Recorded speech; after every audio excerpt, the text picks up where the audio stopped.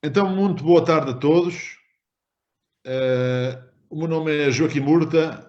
Estamos aqui 3 pessoas da Unidade de Oftalmologia de Coimbra, a professora Maria João Quadrado e a professora Andréa Rosa, para falar, e aproveitamos este sábado, final da tarde, para falar sobre algo que modificou as nossas vidas no último ano. Portanto, falar sobre a saúde dos nossos olhos na era Covid. O dia 13 de março tem um significado que nem é bom, nem é mau, no sentido desta pandemia, mas foi no dia em que fechámos a Unidade de Oftalmologia de Coimbra, só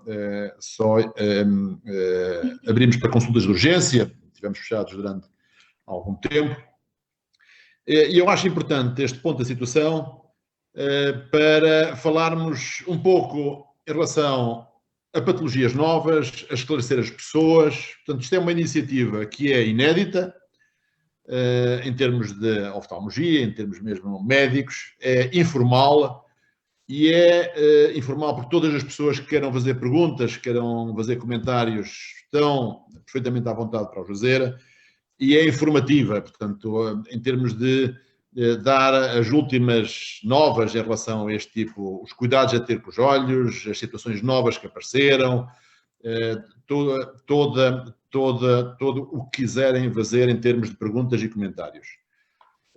Como sabem, em termos de cuidados oftalmológicos, houve uma diminuição. Nós, quer aqui, quer nos outros sítios onde trabalhamos, houve sempre uma grande preocupação em relação às urgências, já à parte da oncologia, mas há muita patologia que ficou para trás, portanto, e que, em consequência de todas as medidas higiênicas que nós temos e todos os cuidados para proteger os nossos profissionais de saúde que estão a trabalhar aqui ou noutros sítios e os nossos doentes.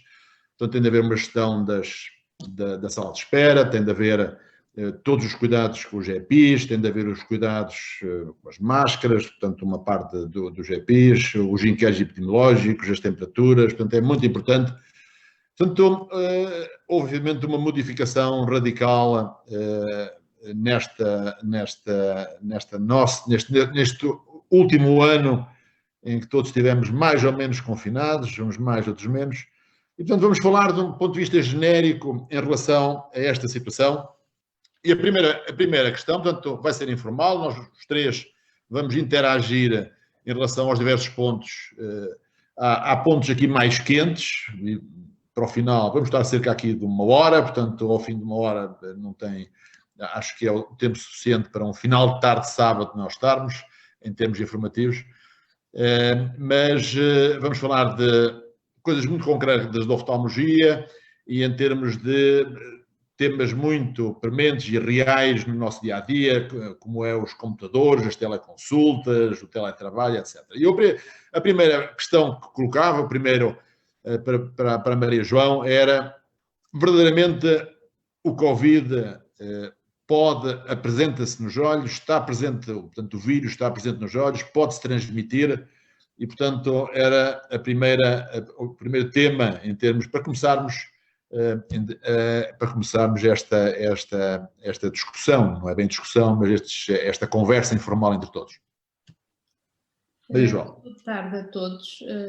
Antes de mais, quero agradecer a vossa presença neste fórum, o tempo que tiraram num fim de tarde de fim de semana, de sábado. Agradecemos imenso a vossa presença. Evidente que, na realidade, como o professor Murta disse, foi o tema que escolhemos, a Covid e a saúde dos nossos olhos. Fazemos um ano em que fechámos e achámos que seria importante começar este nosso primeiro webinar, digamos assim, sobre esse tema. No entanto, acho que estamos aqui para vocês tirarem as vossas dúvidas, colocarem as vossas questões, mesmo que se não forem relacionadas com o Covid, com outros temas, outras questões que tenham em termos de oftalmologia, estaremos aqui para tentar responder às vossas perguntas. Na realidade, a questão do Covid, e eu começo por uma curiosidade em relação ao desenvolvimento da doença. O primeiro profissional de saúde a reportar a doença foi o oftalmologista chinês Li Wenliang, que no início de dezembro de 2019 viu uma série de doentes, 7 doentes, com uma patologia que era muito parecida à da MERS, à anterior pandemia de MERS tinha havido, mas que era de algo diferente. E alertou os amigos no WeChat, que é na China, é o WhatsApp, a maneira deles comunicarem uns com os outros. Na realidade, o governo chinês rapidamente o silenciou, acusou de estar a causar distúrbio social e obrigou-o a assinar papéis em meados de dezembro. No início de janeiro, na realidade, ele próprio desenvolveu a doença, pensa-se que a apanhou através da filha de uma doente que tinha glaucoma e no início de fevereiro acabou por falecer. Na realidade, nós oftalmologistas estamos muito próximos do doente, trabalhamos muito próximos da face do doente, a cerca de 20 centímetros, e somos um dos profissionais de saúde, juntamente com outros, evidentemente, que estamos num risco elevadíssimo de contágio da doença. A questão que se coloca se a doença se transmite pelos olhos, se é uma porta de entrada ou não, ainda não está completamente definido que assim seja. No entanto, o vírus, para entrar no nosso organismo, tem que entrar através de determinados receptores, que são bem falados até na comunicação social, os ACE2, e esses receptores existem na superfície ocular. Superfície ocular que tem a córnea, que é aquela estrutura que está à frente da nossa íris, completamente transparente, e tem a conjuntiva de lado. Existem receptores nestas superfícies. Estes receptores, portanto, é de prever que o vírus se possa alocar nestes receptores e, como tal, atingir a parte sistémica. Alguns estudos determinaram que conseguiram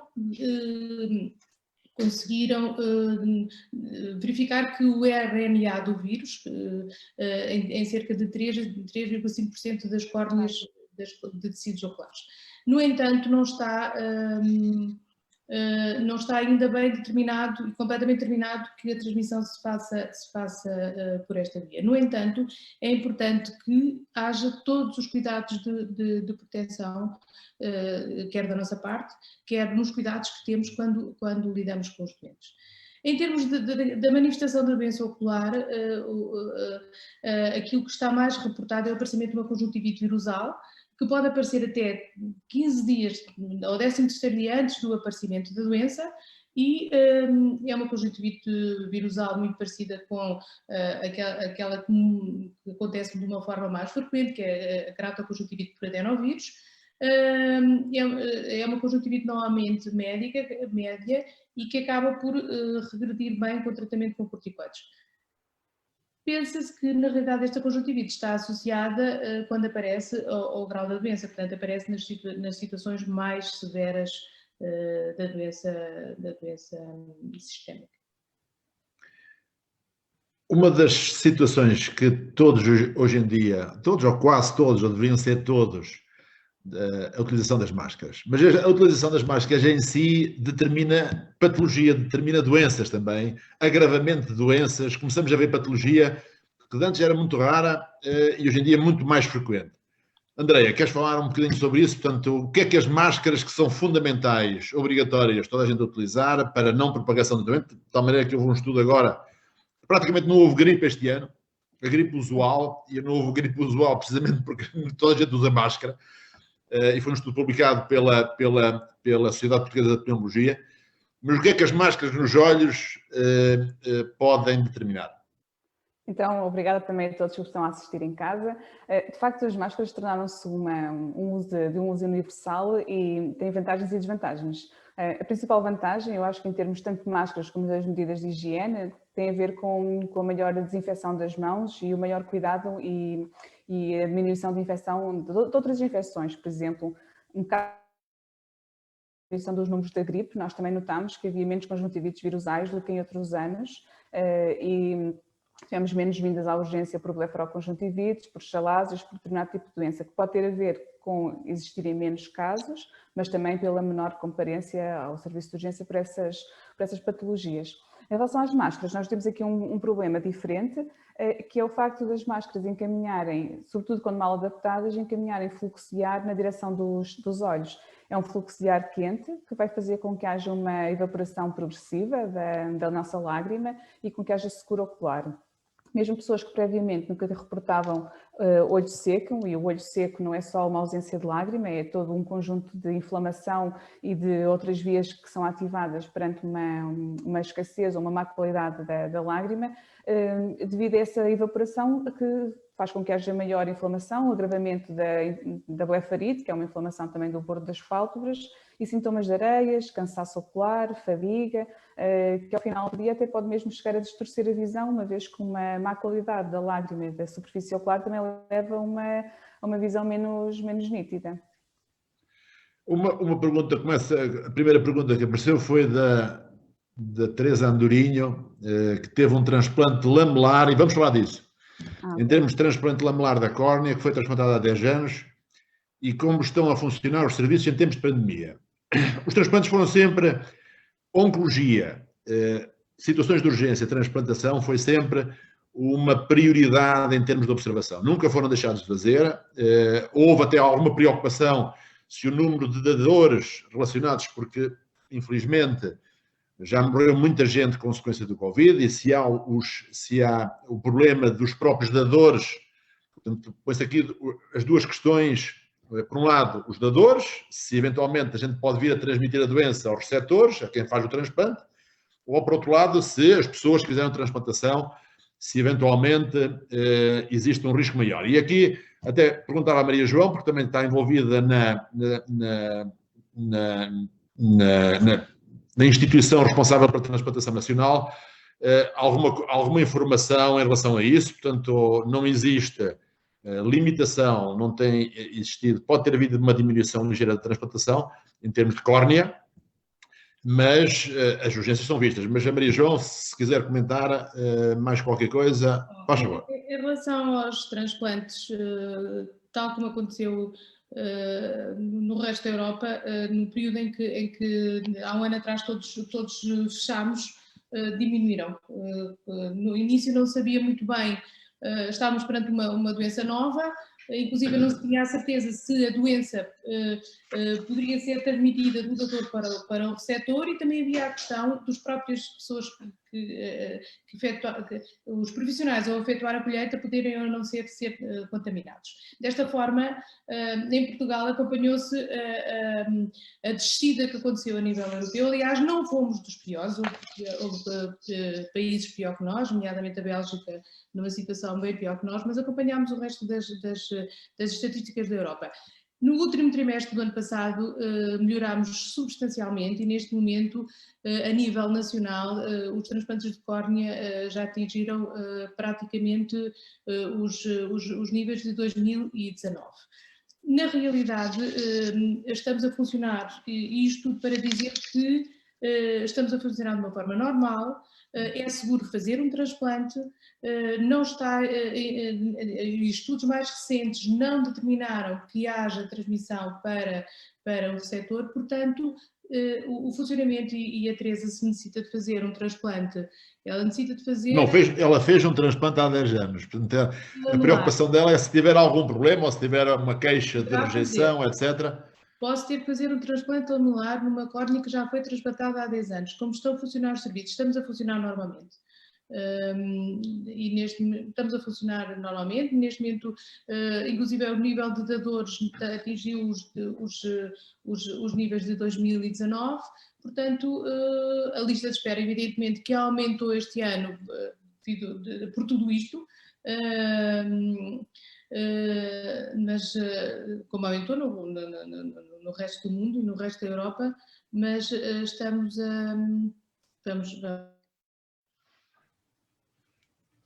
Ok, há uma segunda pergunta, e aqui tem a ver com aquilo que a Andreia falou, em relação à utilização das máscaras, e a da Carla Sanches.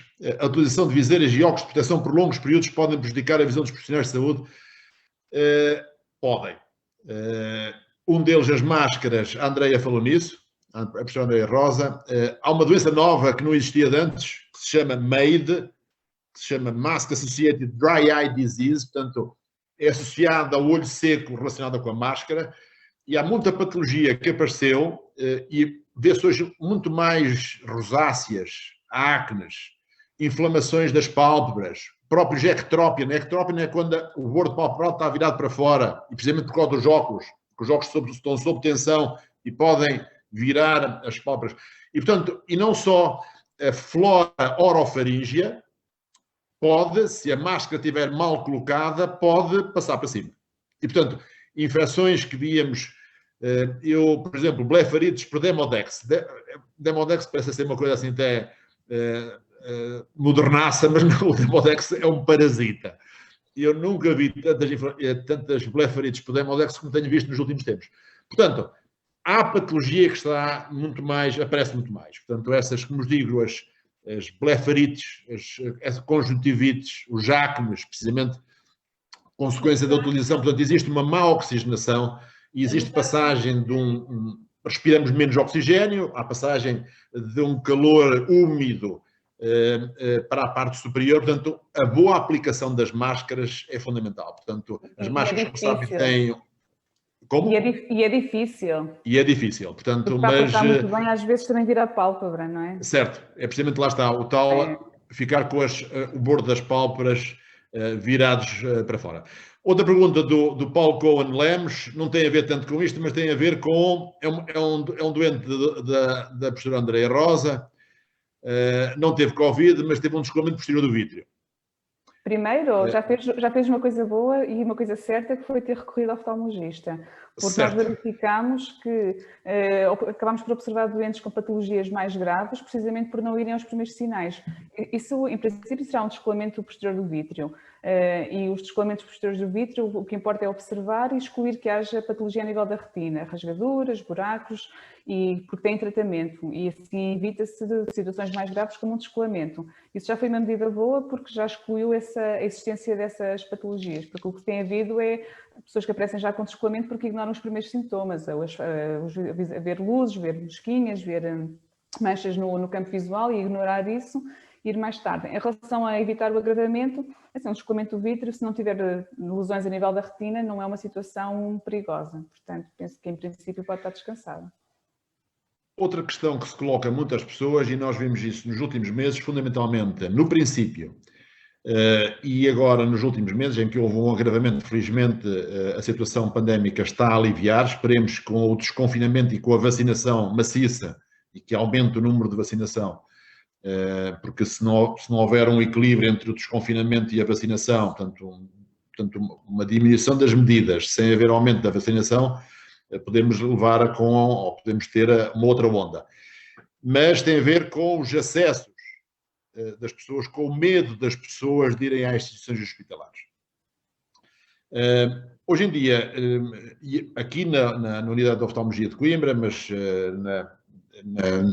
numa grande maioria, eu não digo que sejam todas, mas numa grande maioria das instituições hospitalares, existem cuidados redobrados em relação a isso. Portanto, é feito um inquérito epidemiológico, isto tem a ver com uma pergunta também feita aqui, portanto, em termos dos cuidados ou do medo de ir, houve muitas desmarcações de consultas. Só para ter um exemplo, não em relação à Unidade de Oftalmologia de Coimbra, mas em relação, por exemplo, ao Hospital da Universidade de Coimbra, do período de setembro a janeiro, desmarcaram-se, por iniciativa própria do doente, 4.000 doentes.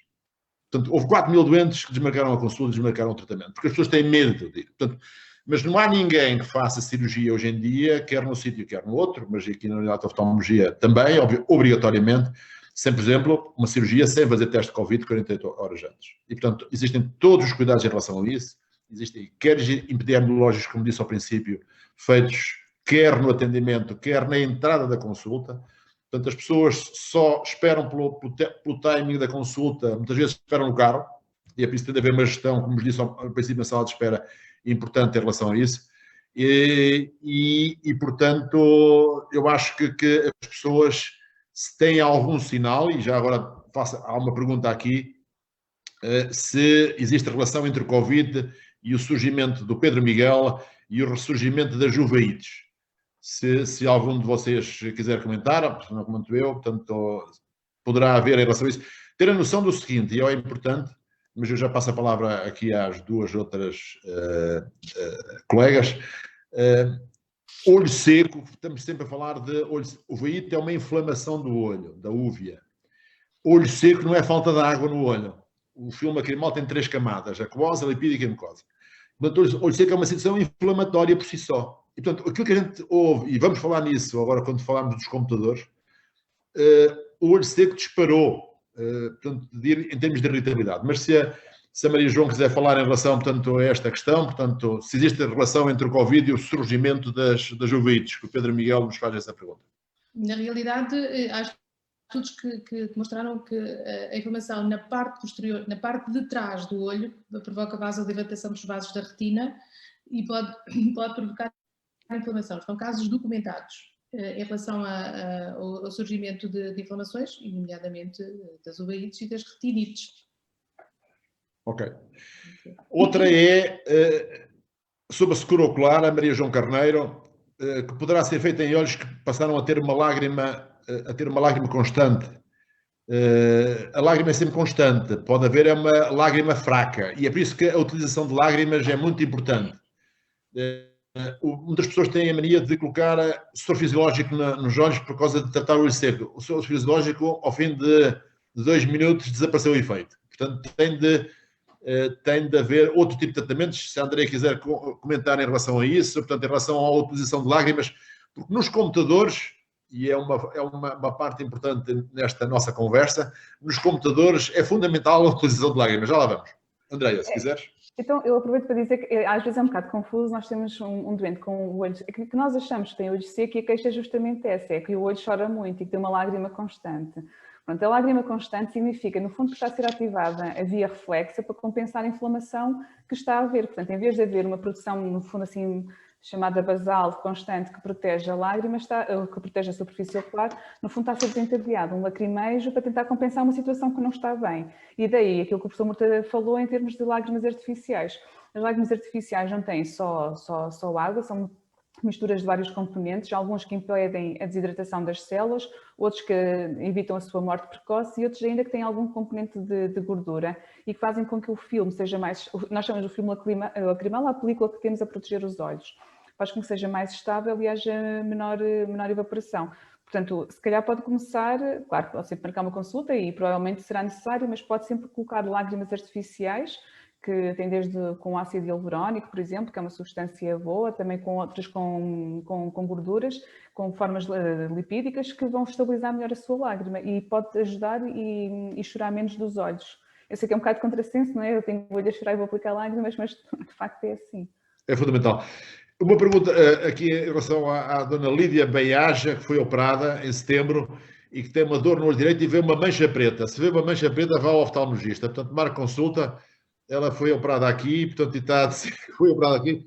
Portanto, na segunda-feira já tomei nota, portanto, para marcar consulta, porque sempre que virem uma mancha preta, aquela, seja, se for nova, quer seja, não é aquela consequência do descolamento posterior do vítreo, em que parece uma moscazinha a bailar, que tem de ser visto o que é, mas tem de ser observada, portanto, já ficou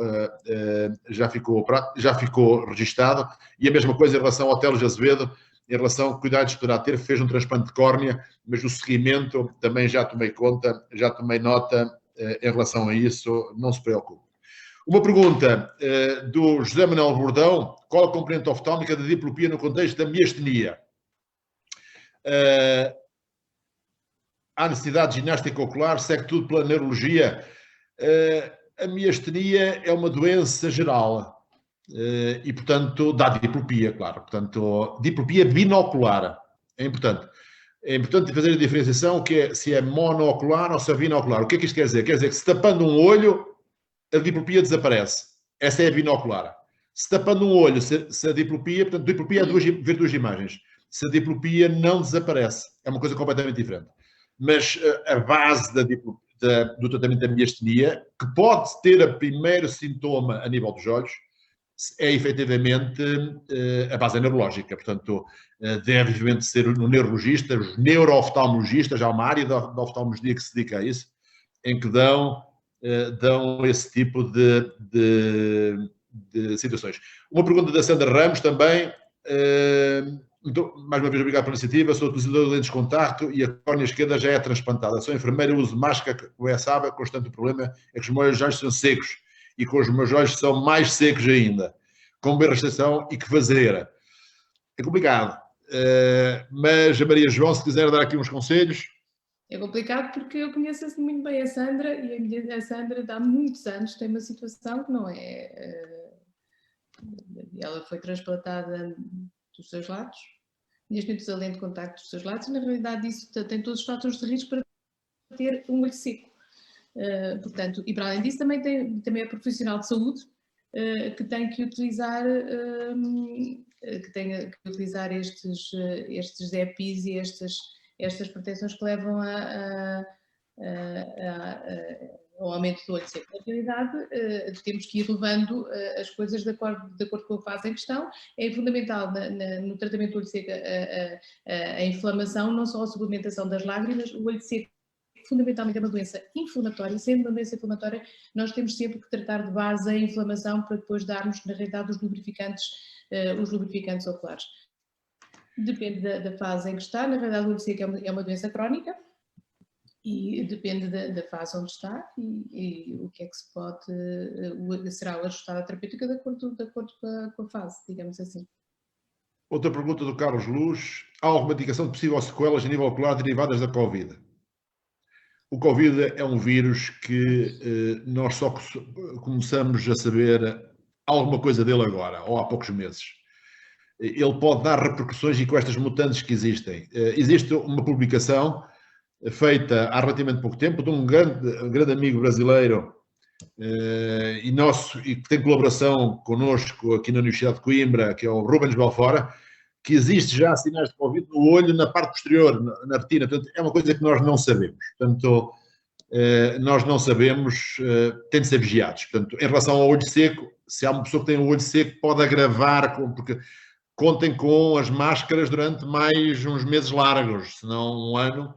E, portanto, isto é um processo que é evolutivo, vai depender da evolução da pandemia. Uma outra pergunta da Joana Catarina André, que foi operada a crosslinking e que foi desmarcada à consulta e nunca mais foi marcada. Houve, efetivamente, muita desmarcação das consultas, felizmente, no JUC, não aqui, mas no JUC, houve muitas desmarcações de consultas.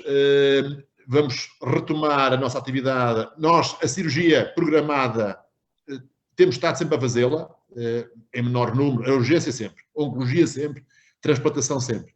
Mas programada também estamos a fazer noutro sítio que não é um hospital. Houve um convênio com uma clínica privada cá e existem 2 salas de operações que estão a trabalhar em contínuo, mas vamos reiniciar a atividade a 15 de março. Portanto, brevemente, já tomei aqui nota, brevemente, não é preciso consultar o privado, brevemente receberá informações em relação a isso. O Sérgio Alfafara, a forma de transplante de córnea, o paciente fica sujeito à medicação para o resto da vida e o transplante é definitivo? Eu posso Andreia. responder. Ou Andreia ou Maria João, conforme quiserem, ou uma ou outra, ou as duas. Estamos os 3 dessa área, portanto, qualquer um de nós pode complementar. Porque a pergunta seguinte também tem a ver com o transplante e tem a ver com a vacinação nos transplantes, que é uma pergunta que fazem muito frequentemente. Na realidade, as orientações da Direção-Geral de Saúde neste momento é que os transplantados façam a vacinação. E não existe, como estava aqui o Filipe, um deles, a perguntar se em relação às diferenças entre as vacinas. Neste momento não existe documentação em relação a isso e a indicação é para serem vacinados. Aliás, foram colocados como prioritários, portanto, e devem ser transplantados. Muitas vezes devem ser vacinados, desculpem.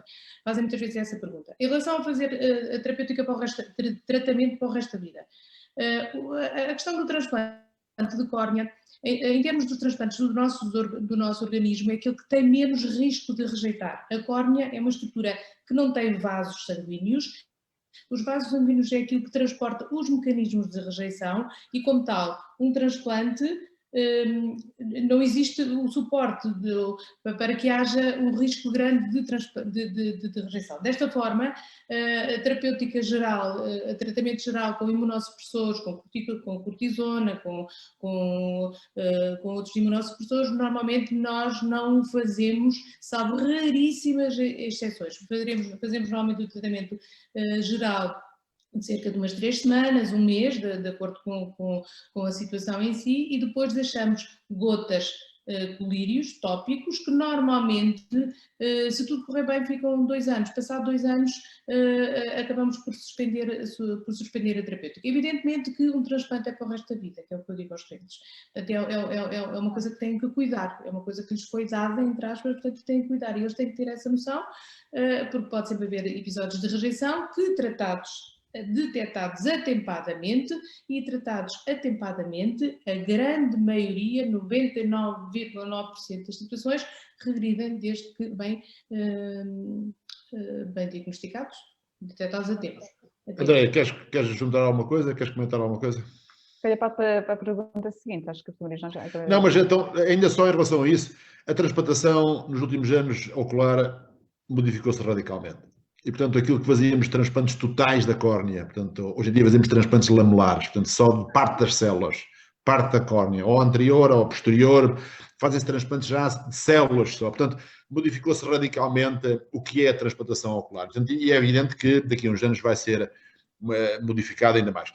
Passamos a um ponto, e isto tem a ver com uma pergunta que também aparece aqui em relação aos tablets. E é uma parte importante. A nossa vida modificou-se, e a nossa não se modificou assim tanto, modificou-se alguma coisa. Nós, profissionais de saúde, porque nós estamos a fazer muitas teleconsultas, portanto passamos muito mais tempo no computador, mas há profissões que passam o dia no teletrabalho e que passam nos tablets, os miúdos com as aulas, os miúdos e os graúdos, a Faculdade de Medicina, por exemplo, fazer um curso de Medicina via online é complicado, portanto, não se sabe palpar uma barriga online, portanto, é complicado.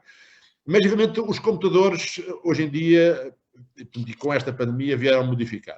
O que é que isto vai determinar? E é muito importante esta mensagem, nós, a brincar, já passaram meia hora, parece que estamos aqui há 5 minutos, mas já passou meia hora. O que é que os computadores podem determinar a nível dos olhos? E as implicações, e há estudos muito engraçados que a gente vai fazer informação em relação a isso, os computadores e as crianças. Portanto, talvez começar, o que é que o computador, Andréia, pode determinar a nível das pessoas que estão em teletrabalho constante, em relação, ainda não vamos às crianças vamos na segunda a seguir, porque a gente hoje em dia vê numa criança que não queira chorar, o pai dá-lhe o telemóvel para a mão, portanto, e ele está entretido ali nos jogos, e isto, já vamos falar disso. Mas em termos de teletrabalho, recomendações em termos de saúde visual, no teletrabalho, nas teleconsultas, tudo o que seja, tablets, computadores, telemóveis. Andréia.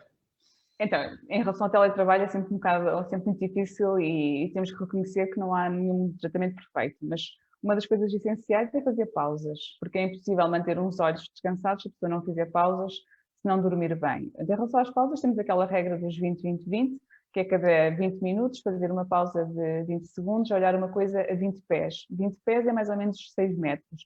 Portanto, fazer pausas, ter o ecrã um bocadinho mais descido em relação ao nível dos olhos. Eu coloquei aqui o meu alto, porque é suposto ter assim quando se fala para câmaras, para estarmos alinhados, mas depois no dia-a-dia ele está um bocadinho mais abaixo, para não termos de estar a olhar pela parte superior da nossa imagem, não temos de estar a abrir mais os olhos e a provocar maior evaporação. Por outro lado, também procurar uma boa hidratação e mexer-nos. Portanto, também a questão do teletrabalho não é só a questão dos olhos, é todo o resto. É que caminhamos menos, comemos mais e temos uma vida, em geral, menos ativa.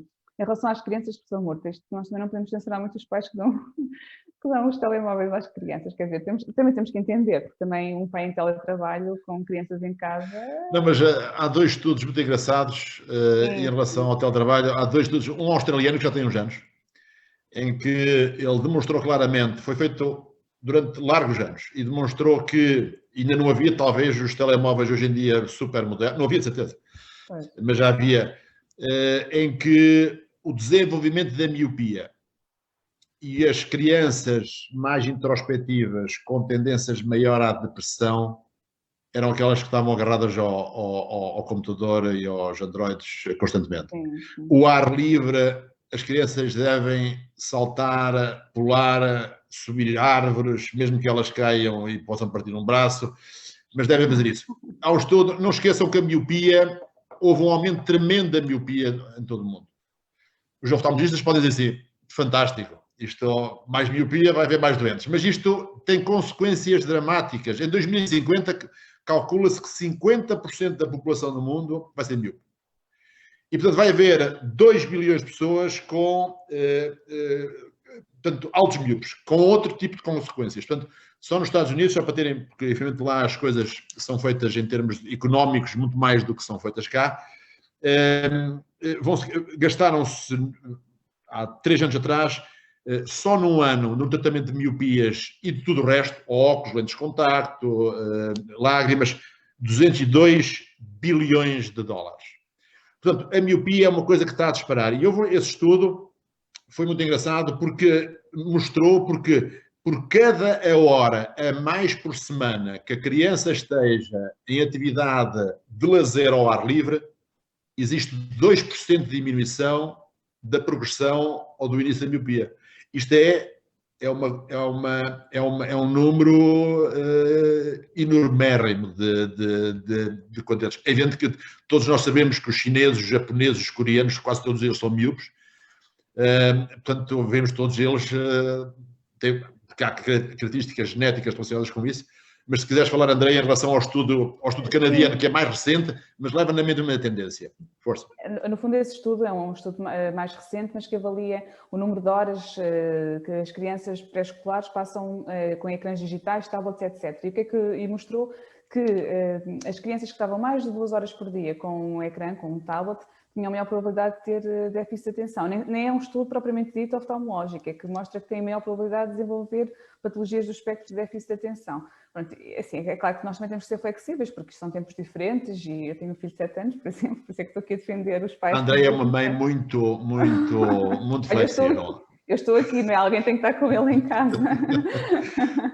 Pronto, mas só para dizer que realmente que temos que ser flexíveis, mas que mais do que 2 horas provavelmente por dia numa criança pré-escolar não tem indicação nenhuma, porque até eles têm que brincar, têm que apanhar sol e é assim que crescem bem.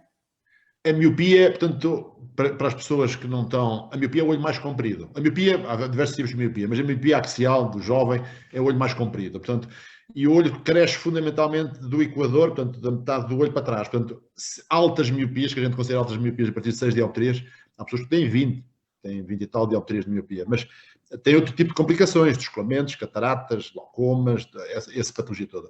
Aparece aqui a dulcepina, subprofissional de saúde, desde que uso máscara. Isso é em relação, é mais uma pergunta, tenho o olho esquerdo frequentemente a chorar, terá alguma influência? Eu acho que a Andrea já respondeu a isso. Sim. O olho seco, muitas vezes, a primeira manifestação é precisamente o chorar. Ou a sensação de lacrimejo, que obviamente pode ele não estar a chorar, mas a sensação de lacrimejo. Uma pergunta da Conceição Cunha. Quem levou a vacina e para ir a uma consulta precisa de fazer o teste? É uma pergunta que há discussão em relação a isso. Portanto, consulta não. É uma pergunta da Conceição Cunha. Quem levou a vacina e tem de ir a uma consulta precisa de fazer o teste. Nas consultas normalmente não se fazem testes. Nas cirurgias tem de fazer teste, mesmo com vacina, porque a vacina não é 100% eficaz. Aqui uma pergunta também da Ana Marques. Fiz cirurgia... desculpem, porque as perguntas são a chover. Desculpem o termo chover. Fiz cirurgia com lentes intraoculares para correção de alta miopia há 19 anos. Já tive que fazer uma limpeza bilateral há 4 anos. Está outra vez a começar a ficar turvo. Vai haver necessidade de nova limpeza? Maria João, se quiseres. Aquilo que se chama a limpeza, na realidade, é o corte da cápsula nós quando tiramos a catarata desenvolve-se numa lente intraocular que é o cristalino, que tem determinado número de dioptrias. Portanto, temos que substituir o cristalino por uma lente artificial. Essa lente vai assentar numa espécie de véu de cápsula que deixamos para sustentar a lente. O que acontece é que a partir de determinada altura essa cápsula começa a ficar opaca. Por isso é que nas pessoas mais jovens acontece de uma forma mais rápida, porque tem maior capacidade de proliferação, nos mais idosos de uma forma mais tardia. Mas a partir de determinada altura praticamente toda a gente tem que fazer a limpeza, entre aspas, dessa cápsula. O que é que consiste? Basicamente, com laser, vamos romper a cápsula e depois ela acaba por reabsorver. Portanto, essa limpeza, se já foi feita da cápsula, se já foi feita dos 2 olhos, a causa da baixa de visão não será É essa a causa, portanto tem que se procurar qual é a causa, porque está a haver mal. É isso. Uma pergunta do Henrique Caetano, também relacionada com esta temática. O uso de lentes esclerais tem um ceratocone. O ceratocone é uma doença que é muito frequente e, atenção, é outra das coisas que não se deve evitar. Aquilo que as nossas avózinhas, pelo menos a minha avó dizia, não se esfrega os olhos esfregam-se com os cotovelos. Ela tem razão. Há muitas coisas empíricas que se tem razão. Não se deve esfregar, porque pode, nas pessoas com ceratocone, que eu vou pedir até à Andréia para comentar em relação a isso, esta pergunta, nas pessoas com ceratocone, que portanto têm uma ectasia da córnea, o esfregar pode aumentar a evolução. Mas está a dizer, portanto, eu perdi agora, desculpem. Usa lentes esclerais. Esclerais e uma ceratocone, e desde que começou a pandemia tive uma úlcera no olho esquerdo. E a semana passada uma queratite no olho direito. O contexto... Consegues ler, Andréia? O contexto Covid poderá estar associado a estes problemas? Associado a estes problemas. Cumprimentos a todos. Ok. E um cumprimento especial à professora Maria João. E, portanto, será que as lentes esclerais têm algumas características especiais, Maria João? Portanto, evidente queres responder a isto? Esta pergunta? A questão que se coloca aqui é um bocadinho uma questão de base da doença que existe. A doença que existe é um ceratocone. O ceratocone é uma distorção da córnea, portanto, a distorção da córnea, a partir de determinado grau de distorção, a única forma que temos de dar uma visão melhor é a aplicação de lentes especiais. Essas lentes especiais têm que ter algum grau de rigidez para que assentem, para que façam alguma pressão, entre aspas, na córnea e regularizem mais a superfície. Portanto, existe sempre algum risco, aumento do risco de provocar algumas lesões da superfície ocular. Aliás, como em todas as lentes de contacto, é sempre um risco a sua utilização, dependendo, evidentemente, do tipo de lentes. Nesta situação, as lentes esclerais são particularmente especiais porque elas, apesar de tudo, elas não assentam no córnea, assentam mais na parte periférica, portanto, e mantêm entre a córnea e a lente de contacto líquido suficiente para que não aconteçam, na realidade, o toque e não haja lesões e possam acontecer úlceras de córnea. Na realidade, também, a camada mais superficial da córnea, que se chama epitélio, também é um pouco diferente nos doentes de ceratocone e nos doentes normais. Portanto, o risco de haver este tipo de lesões, por vezes, acontece.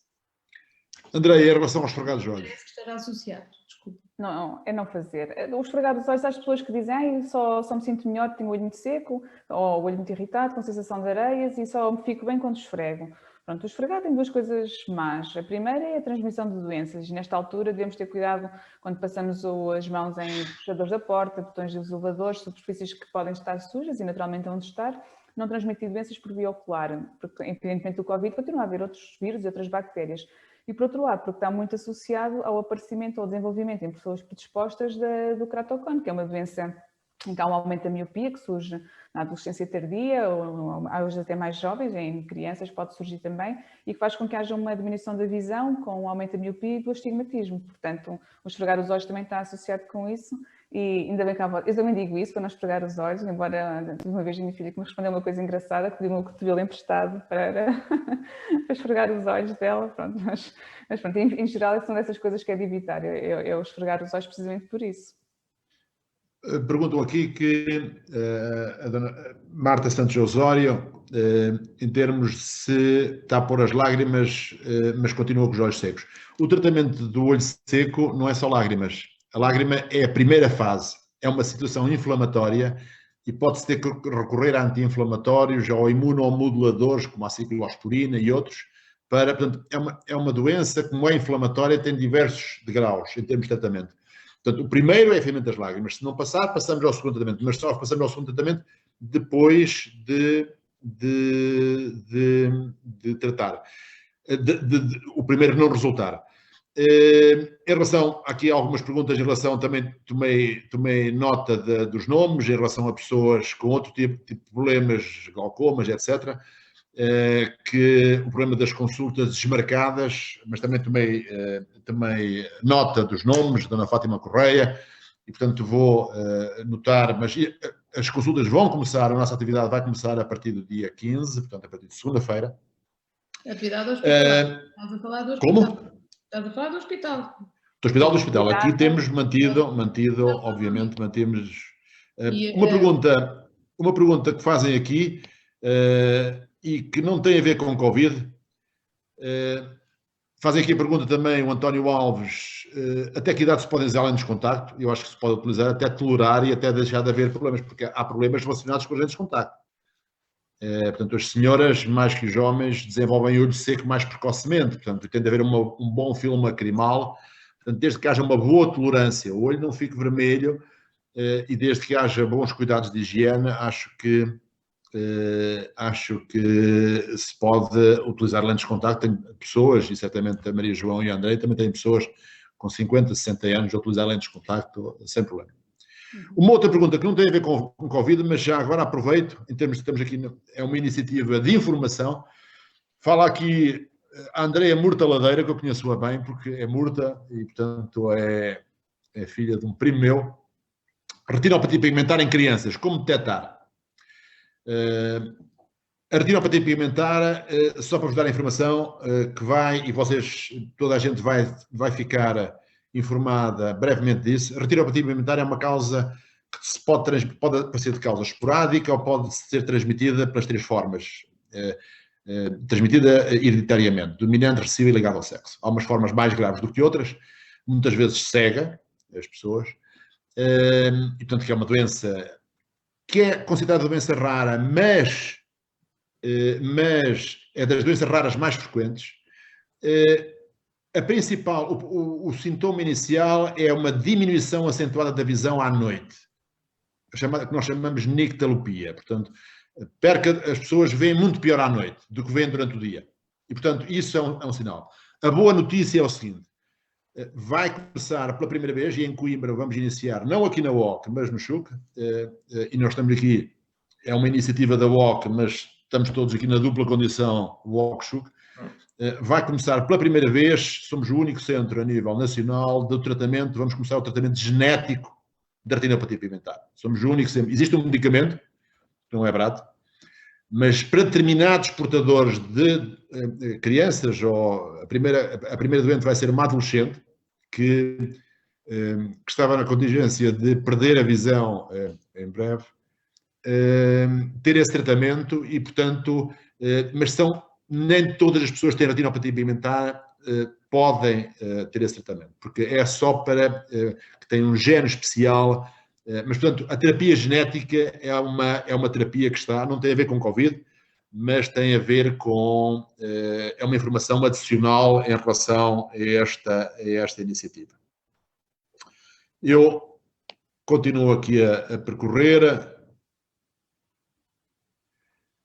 A Carmen pergunta se a mãe tem catarata e glaucoma, e a operação se pode ser feita às duas situações. Na realidade, pode ser feita no mesmo ato operatório, se tiver indicação para isso, como é evidente. Pode ser feita cirurgia de catarata e cirurgia de glaucoma. O tempo de recuperação é relativamente rápido, porque não fazemos cirurgias muito invasivas, mas provavelmente terá que ter um repouso de cerca de uma semana. Um repouso, cuidados em termos de esforços físicos durante uma semana, mais ou menos. Há aqui duas perguntas, duas colegas dentistas, médicas dentistas, a Isabel Cristina e a Eunice. Eunice, conheço-a muito bem. Em termos das viseiras, porque, evidentemente, os dentistas também ainda têm de ter mais cuidados do que os oftalmologistas, porque a transmissão através da boca e, portanto, do contacto é muito maior. E, portanto, utilizar 8 horas, 5 dias por semana, óculos, máscara, viseira, existe uma redução da qualidade da visão, existem outros riscos a médio e a longo prazo. Acho que, talvez, a Andreia, se quiser falar em relação a isso, eu acho que o fundamental é a prevenção. Quer dizer, é tratar bem os olhos agora. É difícil, mas tem que ser, né? Portanto, pode no início de uma sessão de trabalho colocar uma lágrima artificial para conseguir suportar melhor a jornada, e mesmo colocar uma pomada, eventualmente até com um bocadinho de gordura à noite, para ajudar a proteger a superfície ocular durante a noite e a regenerar. Mas de facto não é não é fácil, não. Nós mesmo quando usamos algum tempo e é duro. Esse aspecto eu estava a tentar, há muita pergunta, questão, portanto... Mas aqui uma pergunta também das lentes de proteção com óculos, de lentes de filtro azul, que são aconselháveis, se é marketing. Em relação a isso, não há estudos propriamente dito que comentem que, em nível de saúde ocular, que tenha vantagens em termos futuros. Portanto, sabe-se que podem ser mais confortáveis e ser um auxílio nas pessoas que estão muitas horas ao computador. Também são um pouco mais caras e, portanto, é uma questão que cada pessoa tem que fazer a avaliação, sabendo que não há dados objetivos de que tenham uma vantagem em termos de saúde ocular. Podem ser mais confortáveis, mas em termos de saúde não está provado e, portanto, acho que a decisão cabe a cada um, de acordo também com o custo acrescido que possam ter. A dona Olga Abrantes, tenho 60 anos e sempre que vou ao oftalmologista o meu astigmatismo aumenta. Eu, desculpem, a todos os que estão a ouvir-nos, poderemos não responder a todas as perguntas, eu vou tentar no final responder a mais alguns, mas faltam-nos 9 minutos e ainda há aqui muita pergunta, mas esta é importante, parece-me importante. Só um segundo. O astigmatismo aumentar. O astigmatismo aumentar, portanto, cada vez que vai ao oftalmologista, o astigmatismo está a aumentar. O astigmatismo, das duas uma, ou é congénito, nasceu connosco, 2 dioptrias de astigmatismo, e mantém-se mais ou menos constante ao longo da vida. Portanto, não há grandes variações. Mais quarto dioptria, menos quarto dioptria, mas é constante. E esse é que é o cirúrgico, esse é que é o operável, com os lasers, com as lentes, etc. E depois há o astigmatismo. O astigmatismo é a córnea que não é redondia. A córnea normalmente não é redonda, mas é mais ovoide. Portanto, em que um ponto de luz no olho se deve ver como um ponto. No astigmatismo, um ponto vê-se como uma linha. Portanto, a imagem está desfocada, está como que arrastada. Se ele está a aumentar, é porque alguma coisa pode estar a acontecer. Pode ser uma catarata, pode ser um ceratocone, mas com 60 anos, se ele está a aumentar, é pouco provável. Mas são alterações dos meios de transparência. Portanto, alterações dos meios de transparência, é bom consultar o seu oftalmologista em relação a esta temática. A formação de cálcio da Vera Vilhena. A Vera Vilhena também a conhecemos todos os três. A Beatriz também, muito bem. A formação de cálcio é um processo sem fim, que vai sempre evoluindo e agravando-se ou pode estabilizar. Aqui estou, mas tenho-me aguentado bem. Estou à espera que esta situação seja passada para fazer a terceira raspagem. Arrisco-me a novas complicações, inclusive a córnea transplantada e com válvula. Não sei se a Maria João... O problema do cálcio é um problema, é uma resposta à inflamação. Não sei se a Maria João também a conhece bem, a Vera Vilhena, portanto, ou, se quiser, ou uma ou outra comentar em relação a isso. A professora, aqui estou, mas tenho aguentado, estou à espera que essa situação esteja para Coimbra, porque está de ser risco de complicações, tem que se ver no estado em que ela está agora, Vera, tem que ser observada, temos que olhar para si. Acho eu, não é? A Sara Viana, a mesma coisa que a retinopatia pigmentar. Deve fazer a todas as pessoas, o primeiro tratamento genético da retinopatia pigmentar, outra vez com a conversa que tivemos, vai ser feito no princípio de abril, a seguir à semana da Páscoa. E, portanto, é o primeiro tratamento a nível nacional, já se faz no estrangeiro, em alguns países, e é o primeiro tratamento a nível nacional que se faz. Portanto, eu acho que as pessoas que têm retinopatia pigmentar, ou os familiares, devem recorrer precisamente para fazer para já a despistagem genética, se tem o gene que possibilita o tal tratamento. O tratamento é para parar a evolução da doença, pode até melhorar ligeiramente, mas fundamentalmente para parar. É uma grande esperança na terapia génica, portanto, existem uma ou duas, a coroidemia também é outra doença, mas muito mais rara do que a retinopatia pigmentar. Portanto, aconselho as pessoas que tenham retinopatia pigmentar ou familiares que façam o estudo genético para ver se têm o dito gene, mas vão ter informações muito em breve em relação a isso. Está aqui a Marisa Marques com o Gustavo, que na sala de aula está sempre de máscara e não consegue usar os óculos. Poderá haver uma regressão do astigmatismo? Não há regressão do astigmatismo. O tal astigmatismo é tal problema congénito. Portanto, com 9 anos, ele que não esfrega os olhos. O problema do coitado do Gustavo é que anda sempre de óculos e, portanto, os óculos podem embaciar a outros problemas. Se a André quiser comentar em relação a isso, o embaciamento dos óculos é uma. Nós aqui na consulta pomos uma fita adesiva por cima das máscaras, que é precisamente para o ar, o calor úmido não vir para os óculos e ficarem todos embaciados. Mas se a André quiser comentar... Assim, existem produtos que se podem aplicar, aplicam-se diariamente, e também existem lentes que já vêm com esse tratamento, mas que já teriam que ter sido compradas com esse tratamento. E isso existe. De qualquer das formas, assim, uma boa aplicação da máscara. O adesivo tem o problema de puxar a pálpebra para baixo e diminui a escursão da pálpebra, o abrir e o fechar, e portanto diminui também a lubrificação, mas aplicar bem a máscara, embora é verdade, as lentes embaciam muito, e nós aqui na consulta também vemos que temos que muitas vezes desembaciar as lentes de prova. Só há aqui uma pergunta também que eu gostaria de dizer do Nuno Ramos, que é em relação, que reporta uma diminuição da visão. Pronto, e em geral, assim, sempre que há uma perda de visão, deve recorrer-se ao oftalmologista. Nós damos os conselhos possíveis aqui por esta via, mas se tem ceratocone, se está a ver pior, se a visão está baixa, sempre que há diminuição de visão, um olho vermelho, uma aversão à luz fora do habitual, isso são sintomas que deve procurar um oftalmologista. Falo aqui outra vez dos altos miúpes e do descolamento posterior do vítreo, e que tem uma grande dificuldade. Há resolução para isso, não é com comprimidos nem com gotas. A maior parte das vezes o cérebro habitua-se, mas alto miúpe com descolamento posterior de vítreo tem de ser visto. Porque, como eu vos disse há bocado, o alto miúpe é aquele que tem um olho muito comprido. Portanto, o vítreo é um gel que existe entre o olho e descola. Mas ao descolar, pode andar uma nuvem a bailar à nossa frente. Se for uma nuvem pequena ou uma mosca volante, o cérebro habitua-se a isso. Chama-se neuroadaptação. Até aproveito, está aqui a equipa e principalmente a Andreia, que foi a tese de doutoramento dela, em relação à neuroadaptação, portanto, com lentes multifocais. Portanto, o cérebro habitua-se, dizia um amigo meu, todos se habituam a tudo. É uma questão. Portanto, já um pouco assim, o cérebro habitua-se, a plasticidade do cérebro é enorme em relação a isso. Mas alto miúpe com descolamento posterior do vítreo tem de ser observado. Aqui uma senhora também fala em relação a observado porque pode ter patologia na retina, portanto, e que é tratável, portanto, pode ter uma rasgadura, pode ter um buraco, pode ter uma degenescência que seja tratável, evitando complicações. Aqui a Maria João pode comentar esta pergunta, que também é interessante, em relação, ontem foi o Dia Mundial do Glaucoma, e é uma senhora que fala que tem glaucoma, ou a possibilidade de ter glaucoma.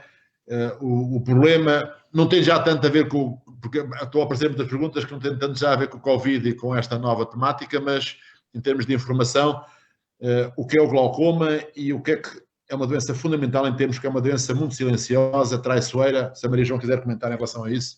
O glaucoma é uma das grandes doenças preveníveis a nível mundial. Na realidade, o tratamento adequado do glaucoma faz com que a situação não progrida. Por isso, o tratamento deve ser o mais vigiado possível e o mais cuidado possível. O glaucoma fundamentalmente leva a uma perda da visão, a uma perda progressiva da acuidade visual e a perda do campo da parte periférica para a zona central. Evidente que pode ser tratado de início com tratamento com colírios, com hipotensores, para diminuirmos a pressão intraocular. Nas fases seguintes podemos ter que fazer cirurgia. Mas a Bárbara pergunta o quê? Qual é o tratamento que deve efetuar? Estou à espera do exame. Como é possível uma doente? Tem que fazer a primeira consulta e depois, de acordo com a situação em que está, fazer o tratamento indicado. Na primeira consulta tem que fazer os exames, normalmente são campos visuais, e a avaliação do estado das fibras do nervo óptico, porque o glaucoma é uma neuropatia, afeta o nervo óptico. Aqui a Dona Carmen Varão Castilho também fala em relação às picadas, como se fosse um alfinete no olho. Isto pode estar relacionado com tudo aquilo que falámos em relação a olhos secos, em relação, portanto, a esse tratamento. Não, falta um minuto para acabar, e eu, antes de mais, gostaria muito de agradecer em nome dos três. Há muitas perguntas por responder, acho que temos que... Houve perguntas por responder, mas vamos tomar eu tomei notas de muitas delas. agradecer muito a todos a vossa presença. Nós vamos ter este tipo de iniciativa com alguma regularidade. Agora no confinamento é mais simples ao sábado, porque não podemos sair de casa, teoricamente. Agora com o desconfinamento e começa a aparecer o sol, mas agradecer a presença de todos, a interação que houve, que isto é o importante. E estamos, portanto, haverá outros temas, haverá outros participantes, falaremos de outras temáticas, mas achamos importante falar desta temática porque estamos inseridos ainda nela e temos de ter cuidados em relação a ela.